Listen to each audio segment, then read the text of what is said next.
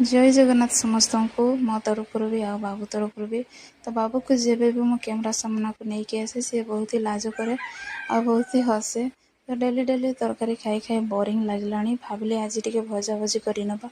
तो भजा भजी मुझे आलू बैगण आ पोटल को नहीं तो सबको कटाकटी करके धोईकिना से लुण हलदी गुंड आ लंका गुंड देकिना बढ़िया से गलई गुड़ा की रेडी करदेले। तापर कड़े बसिकिना से तेल देली तेल गरम है आग पोटल को देके भजा कर दଉଛି। एमितिरे भी पोटल को रांधिले तो पाणिचिया ही लगे। तो मो मतरे पोटल को भजा ना पोड़ी के चटणी करके खाइबाटा ही भल।